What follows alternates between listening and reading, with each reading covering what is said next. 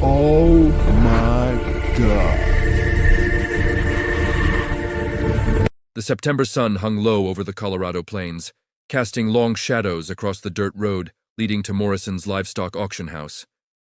The heat had broken that morning, but the dust still hung in the air like a ghost, settling on everything: fence posts, truck tires, and the hollow coat of a bay mare being led towards certain death. Her name was Copper, though no one calling that name now would recognize the skeletal thing that answered to it. Tom Fletcher watched from his truck bed as the mare stumbled again, her handler yanking her forward with a lead rope that seemed designed for something with more fight left in it. The horse didn't fight. The horse didn't do much of anything anymore except put one hoof in front of the other because her body remembered the motion, even if her spirit had forgotten why it mattered. Tom had been coming to these auctions for 30 years, buying, selling, trading, and he'd learned not to feel anything. Feeling was expensive. Feeling meant you took them home, and taking them home meant feed costs, vet bills, and time you didn't have. But something made him get down from the truck that day. The mare's halter was worn through in places, the leather cracked from sun exposure and never being cleaned. Her hooves were overgrown, curled up at the edges like old shoes left too long in a closet. Her breathing was shallow, and Tom could count almost every rib from 20 feet away. She was maybe 10 years old, he thought, though malnourishment and hard use could make any horse look ancient. The worst part wasn't the physical damage, it was her eyes. They were glazed, unfocused, the way an animal's eyes look when they've given up asking why things hurt. The handler, a man named Derek Caulfield who worked for the Riverside Ranch, noticed Tom looking. Derek was the type who saw horses as machinery, useful while functional, disposable once they broke down. He'd worked at Riverside for 8 years, long enough to become one with the ranch's philosophy: extract value, discard waste. She's going to fetch maybe 200 tops, Derek said, spitting into the dust. Her papers are decent enough, but she's no good for anything now. Got a bowed tendon, something wrong with her breathing, and she won't take a bit without rearing up anymore. Old man Richardson finally got tired of feeding her. Tom didn't respond. He was looking at a gash on the mare's shoulder, shaped like a boot heel. The wound was old but never properly treated, leaving a jagged scar tissue that pulled her posture off to one side. Infection had run through it once, maybe twice. He could tell by the way the hair had grown back white and patchy. As they stood there, the auction house doors opened and 50 or more people filed out, ready for the afternoon sale. Families brought their kids. Dealers brought their calculators. Meat buyers brought their blank expressions and their estimates of how many pounds of flesh the horse represented. The mare shrank at the sound, pulling back hard on the lead rope, and that's when her back legs simply gave out. She dropped to a sitting position first, a terrible, unnatural crouch. Before her back end collapsed entirely onto the dusty ground, the crowd stopped walking. For a moment, someone would remember later, the whole scene froze. The mare lay there, breath heaving, not even trying to stand. Derek cursed and yanked her lead rope, pulling her neck upward in a way that should have triggered a survival instinct, a desperate scramble to get upright. But she just lay there, her eyes the same flat grey as the concrete of the auction pen. Tom could see the rise and fall of her ribcage. Each breath a small battle she was losing in slow motion. "Come on, you lazy bitch," Derek muttered, looping the rope around his fist. That's when Sarah Chen, a local veterinarian who'd come to the auction to look for a rescue prospect, stepped out of the crowd. She was 43, lean from years of farm work, with the kind of face that showed you exactly what she was thinking because she'd never bothered to hide it. She'd been working in rural Colorado for 15 years, and she'd seen every variation of neglect that horses could survive. But even she took a breath when she saw this one. She approached slowly, hands open at her sides. The mare flinched away from her, not a good sign. Horses flinch away from people who hurt them. Sarah knelt down in the dust, feeling the mare's legs for heat and swelling, checking the glands under her jaw. The horse didn't even have the energy to move her head away. "How long has she been like this?" Sarah asked Derek, not looking at him. "Since spring, I guess. Richardson kept hoping she'd get better, but then he got tired of waiting." Sarah stood up, her jaw tight.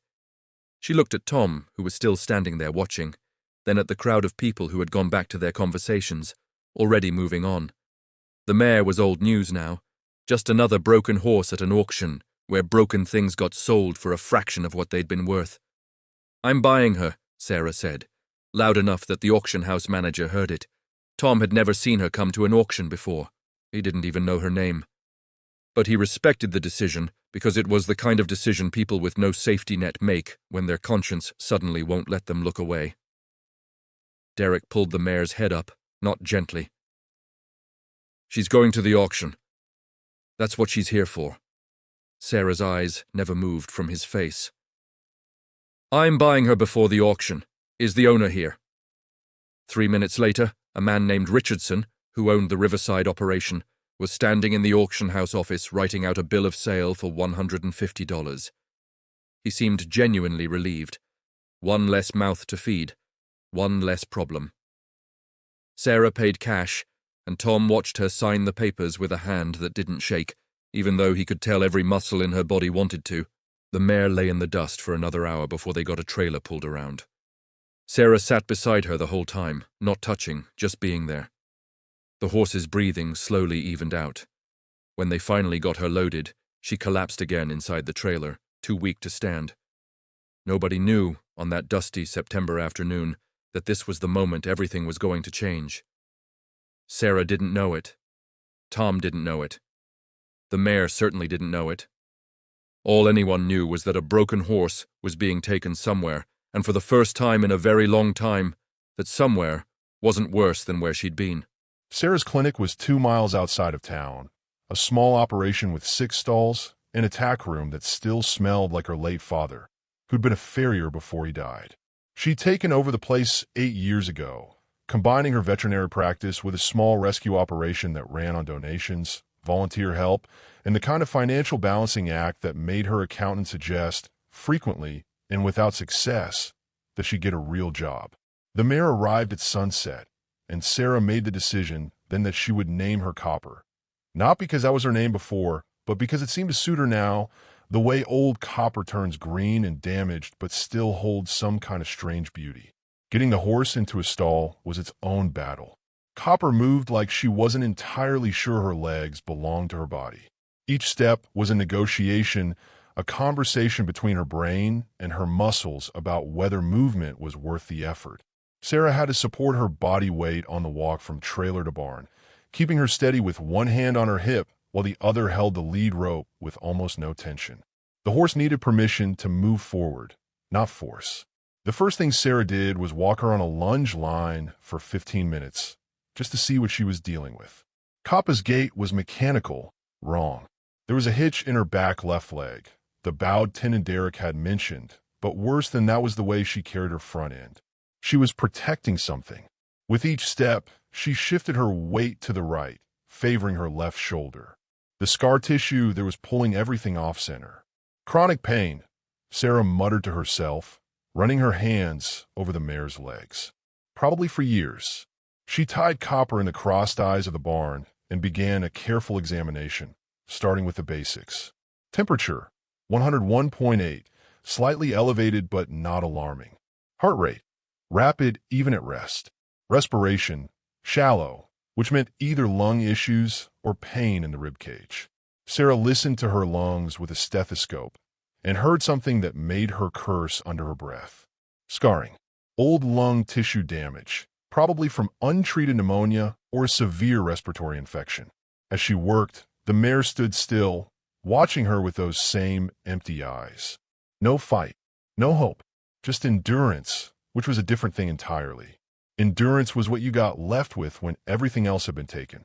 Over the next week, Sarah began the process of understanding what Copper had been through. Blood work revealed severe malnutrition, protein deficiency, vitamin deficiencies, mineral imbalances that would take months to correct.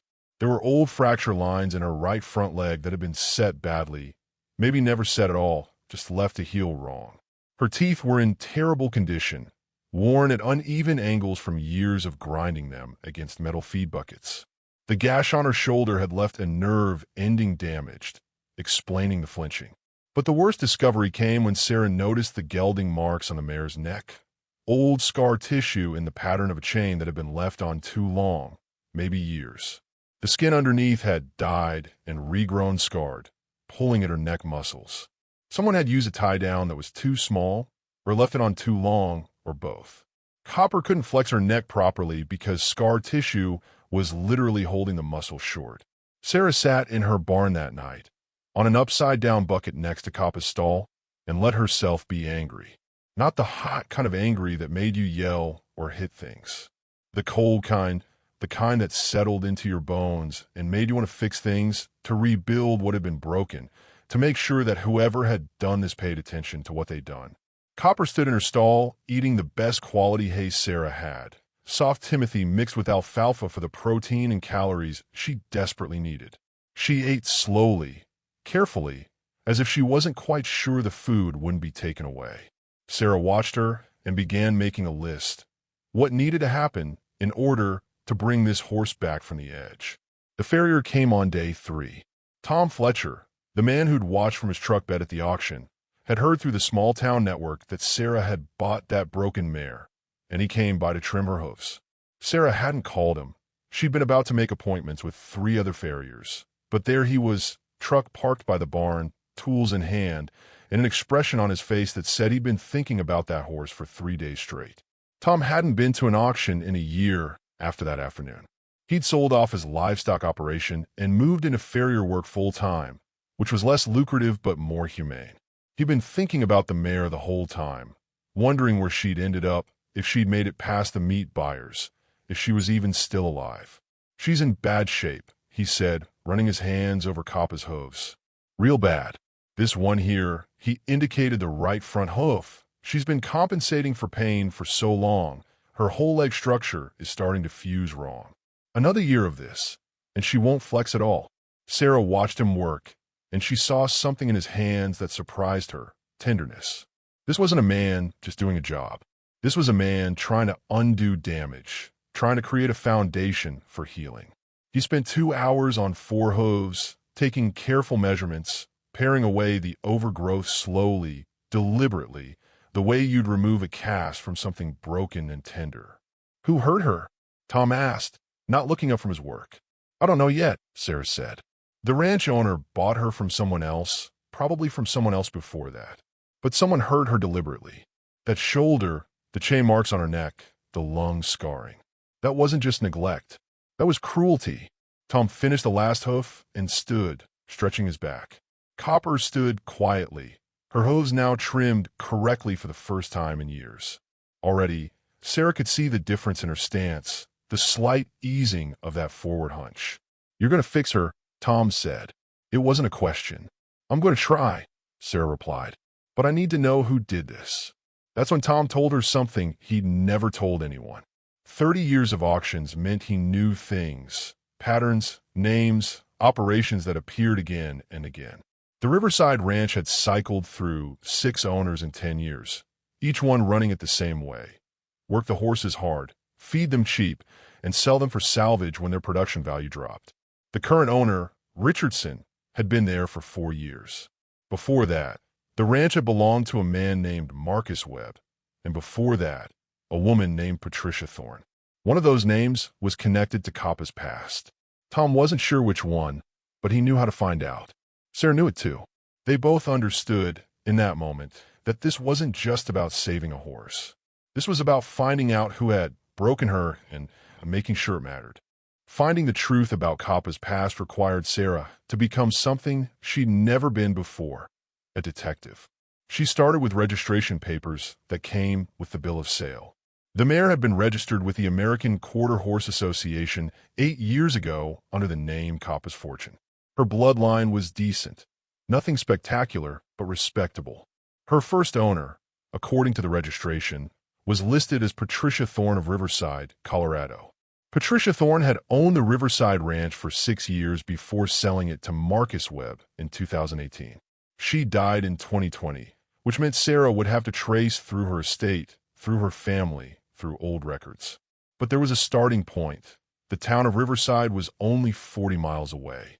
Sarah spent a Friday afternoon driving there, the small agricultural community where Copper had spent some of her worst years. The Riverside Ranch was still operating, now under Richardson's ownership, visible from the road. Fences in poor repair, pastures overgrazed, the kind of place where horses were clearly an afterthought to cattle operations. Sarah didn't stop there. Instead, she went to the Riverside Library, to the county records office, to the local diner where people talked. An older woman named Dorothy, who'd worked in the records office for 30 years, remembered Patricia Thorne. The memory wasn't kind. That woman was hard, Dorothy said over coffee at the diner. Worked horses like they were machines.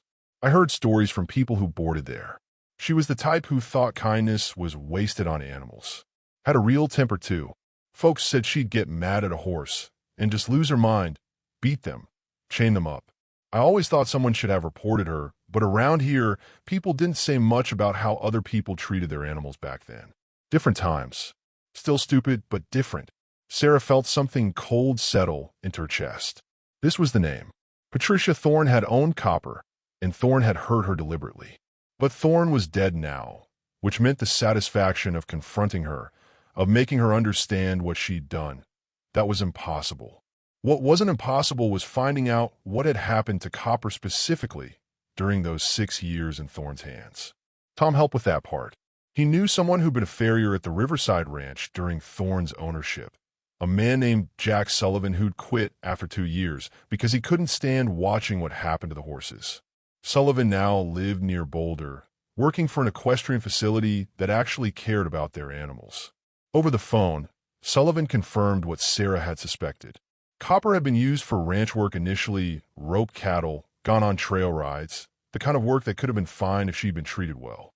But Thorne had worked her too hard and fed her too little, a combination that broke horses down fast. When Copper developed the bowed tendon, a soft tissue injury that usually happens from overwork, instead of resting her, Thorne had sold her to someone else. That someone else had apparently been in the rodeo circuit. The lung scarring made sense now. Rodeo horses got stressed, sometimes aspirated dust, or developed infections during the stress of competition. The gelding marks on her neck suggested someone had used a tie-down that was too aggressive. The old fracture on her front leg was consistent with a riding accident, maybe a fall, maybe a collision during a roping event. Sarah traced Copper through 3 more owners after Thorne. A small-time rodeo operator, a kill pen that had housed her briefly before someone bought her as a rescue, and finally the Riverside Ranch under Richardson, who'd bought her cheap and hadn't done anything with her except let her deteriorate. The documentation took weeks to piece together. Birth certificate, registration transfers, vet records from one location that had kept decent notes. But by the end of 6 weeks, Sarah had a timeline. She had proof. She had something that looked like a story, though it was missing the ending. That ending came in a form Sarah wasn't expecting. One Wednesday morning, a man showed up at her clinic. He was in his 60s, weathered the way everyone in rural Colorado gets weathered eventually, with the kind of eyes that had seen plenty. He introduced himself as Robert Thorne, Patricia Thorne's brother. He said he wanted to talk about the mare. Sarah's first instinct was anger. She'd heard about Patricia through other sources, had formed an opinion about the kind of person she'd been. Patricia's brother might be cut from the same cloth. But Robert Thorne wasn't there to defend his sister. He was there to apologize. He sat in Sarah's barn office, holding a cup of coffee with both hands like it was an anchor, and told a story. He and Patricia had been estranged for most of their adult lives. Their mother had raised them poorly, had valued livestock over kindness, had taught them to see animals as things rather than beings. Patricia had embodied that philosophy completely. Robert had tried to escape it, had moved away, had worked in different fields, but the damage from that upbringing had left marks on both of them. When Patricia died, Robert said carefully, "I inherited some of her things." There were journal entries, diaries. I read them, and I understood for the first time how much she was suffering. Not in a way that excuses what she did. Nothing excuses it. But she was an angry, unhappy woman, and she took it out on everything around her, especially animals, because they couldn't fight back. Robert had spent the last 4 years trying to make amends in his sister's name. He'd donated money to animal sanctuaries, volunteered at rescues, tried to undo some of the damage she'd done. When he heard through mutual acquaintances that a veterinarian in the area had taken in a horse that came from Patricia's old ranch, he made it his business to find out who and where. "I'm not asking for forgiveness," Robert said. "I'm just asking if there's anything I can do to help fix this horse." Sarah looked at him, studied his face, tried to find the cruelty she'd been expecting to find. She didn't see it. She saw regret, genuine and painful. She saw a man trying to live differently than his family had taught him. "She needs several $1,000s worth of care," Sarah said slowly. "Feed, veterinary treatments, farrier work time. It's going to take at least a year for her to be sound again, if she ever is." Robert nodded and pulled out a checkbook. "Then write down what you need," he said. "All of it. I'll cover it." The first 3 months of Kappa's rehabilitation were the hardest, not for the horse, but for Sarah. It's one thing to know what's wrong with an animal. It's entirely another to fix it day after day, watching progress in millimeters, in the way a horse's I get a little brighter, in the fact that she'll now accept a gentle touch on her scarred shoulder without flinching. Sarah developed a routine. Every morning before dawn, she'd go to Kappa's stall with a bucket of grain supplement and whole oats, nutrients in a form her damaged body could actually use. She'd spend time grooming her, which served the dual purpose of removing the dead hair from malnutrition and creating a physical connection. Horses learn trust through touch when the touch is gentle. Kappa learned, slowly, that human hands didn't always mean pain. The weight gain was visible within weeks, though in such a broken-down horse. It was the healthier kind of slow gain, the kind that comes from rebuilding rather than overeating. Sarah kept a detailed log: weight, appetite, behavior, the condition of her coat, the clarity in her eyes. By month 2, Kappa's eyes had changed. They were still cautious, still guarded, but there was awareness in them now instead of just endurance. Tom Fletcher came by twice a week to check on the hooves and refine his farrier work.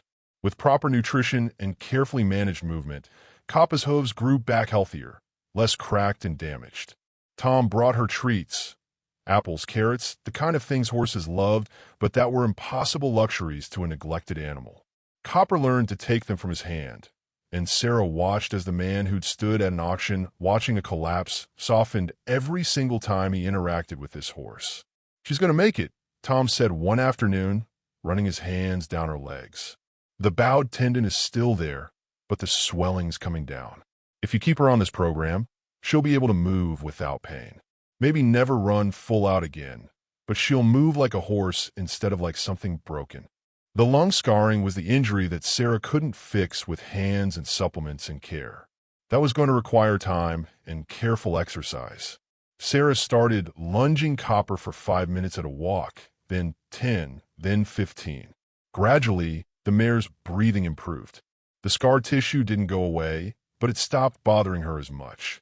Whatever had damaged her lungs had left permanent marks, but horses are resilient in ways that humans sometimes forget. They can learn to work around damage. By month 4, Kappa was being ridden.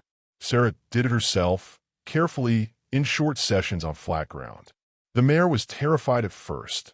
She'd learned that humans on her back meant work and pain and sadness. But Sarah moved slowly, spoke softly, and asked for nothing that Kappa couldn't give. She'd ride for 10 minutes, and the rides were gentle, just walking in circles in the arena, with no pressure, no force. Something extraordinary happened around week 12 of these rides. Sarah was walking Kappa in large, slow circles when the mare suddenly relaxed. It was visible, a loosening through her entire body. She lowered her head, and her breathing, which had been tight and shallow when anyone mounted her, became deep and easy. She moved like she'd remembered something, some version of herself that had known how to walk with a human on her back without being afraid. Sarah cried in the saddle that day. She couldn't help it. Robert Thorne came to visit Kappa in month 5. He brought his wife, whom Sarah was meeting for the first time, and his daughter, who was about 17 and had the kind of eyes that suggested she'd grown up differently than her grandfather had, differently than her great-aunt Patricia had. They spent the afternoon watching Sarah work with Kappa, watching Tom adjust her hooves, seeing the horse that had been dying now walk with purpose across the arena. "I never knew Patricia," Robert's daughter said quietly. "But no, she did bad things. Coming here and seeing this horse get better, it doesn't make what she did okay, but it makes me think maybe we can fix some of it." By month 7, Kappa could be ridden for an hour. By month 9, She could go on short trail rides. She would never be the same horse she might have been if she'd been treated well from the start. The scarring in her lungs would always be there. The damage to her nerves meant her left shoulder would never have full sensation. The old fracture in her front leg meant she'd never be completely sound. But she had become something remarkable, a horse who had every reason to hate humans and every reason to be broken, and yet had chosen to trust again. Sarah was offered money to sell her. Legitimate offers from people who could see that Copper had value again, who could ride her and use her and enjoy her. Sarah turned every single offer down. This horse wasn't for sale. This horse was a testament to something, and Sarah would be damned if she was going to let that testimony get sold off to someone else.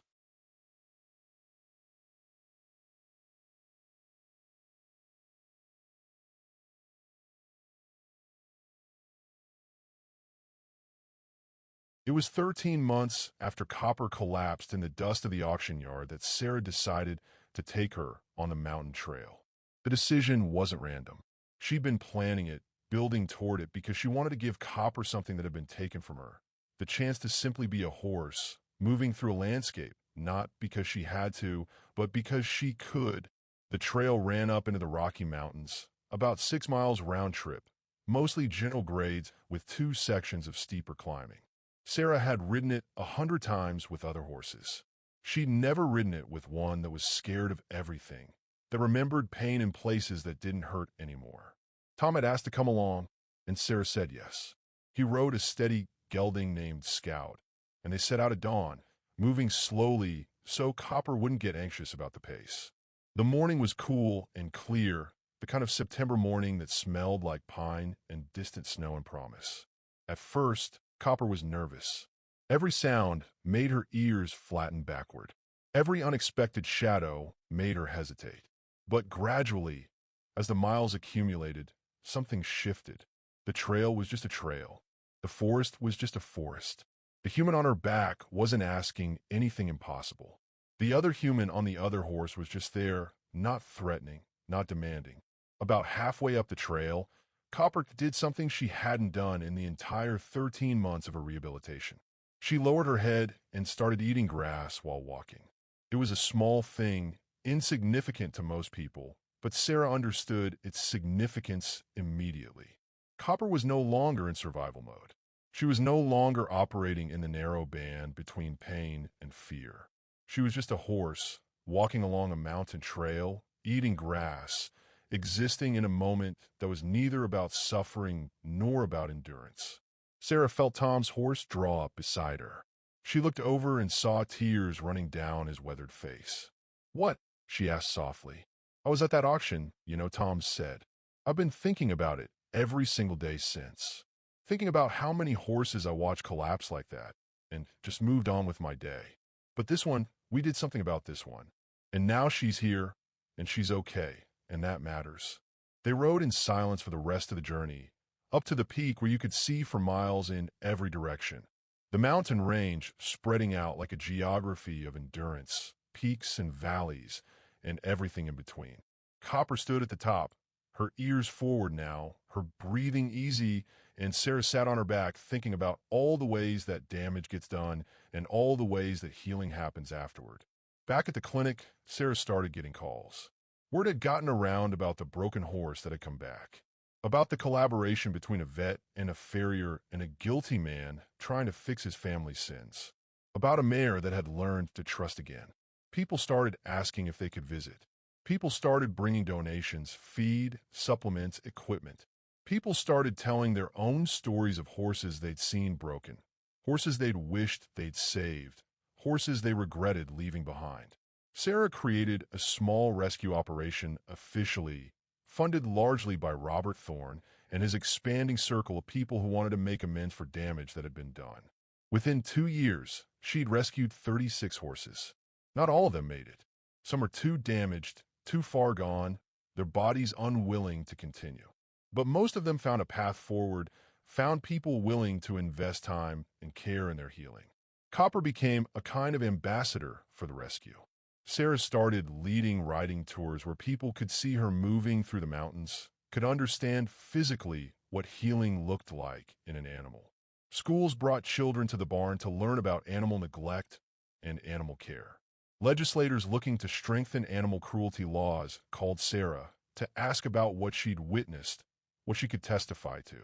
Patricia Thorne had broken Copper deliberately, had used cruelty as a tool for control. The damage she'd done was real and lasting. But what had come after, Sarah's decision to buy rather than walk away, Tom's willingness to return to the auctions knowing what he'd learned, Robert's determination to undo some of what his sister had done, that was also real and lasting. 3 years after the collapse, Sarah stood in her barn with Tom beside her and watched Copper move in the arena. The horse was 15 now, and she was sound. There was a particular way she moved, a slight shortened stride on her left side from the old shoulder injury, a breath that sometimes caught from the lung scarring. But she was a horse moving with purpose and ease, not in pain, not in fear. Did you ever regret it? Tom asked. Taking her on? No, Sarah said. Not for a second, but I'll tell you what I regret. I regret every horse I saw at those auctions before Copper and didn't buy. I regret every horse that died because I decided I couldn't afford to care, couldn't afford to change my mind about how I saw them. Tom nodded. He'd quit going to auctions almost entirely now. He focused his farrier work on rescue horses and retirement homes, places where animals got a chance to reach the end of their lives without being profitable or useful. It paid less, but he slept better. Robert Thorne died 2 years after Coppa's first trail ride. He left his entire estate to Sarah's rescue operation. The note he included explained that he'd spent his later years trying to become the brother who should have stood up to Patricia, the man who should have done something when he was younger and could have made a difference. He'd never succeeded in being that person entirely, but he'd done what he could in the time he had left. The rescue was named after him, the Thorne Foundation for Equine Healing. And every single person who walked through those barn doors, every person who met Copper and saw a horse that had been broken beyond recognition and had chosen healing anyway, they understood something fundamental about resilience, about second chances, about the fact that damage done can sometimes, with enough care and time and stubborn refusal to give up, be transformed into a different kind of whole. Copper lived to 28 years old. She spent the last decade of her life in a green pasture, surrounded by other rescued horses, eating grass and moving slowly in the sun. When she died, peacefully, in her sleep on a spring morning, Sarah buried her at the center of the rescue's property and planted a tree above her. On the stone marker, she had inscribed just 4 words, "She taught us how." Because that was the truth of it. Copper hadn't done anything. She hadn't saved anyone. She just survived, had just learned to trust again, had just walked up a mountain trail. But in doing those ordinary, extraordinary things, she taught everyone who knew her story how to become a different kind of person. People who don't look away, who don't walk past, who understand that every creature matters, that damage can be healed, and that sometimes the greatest strength is simply the decision to try.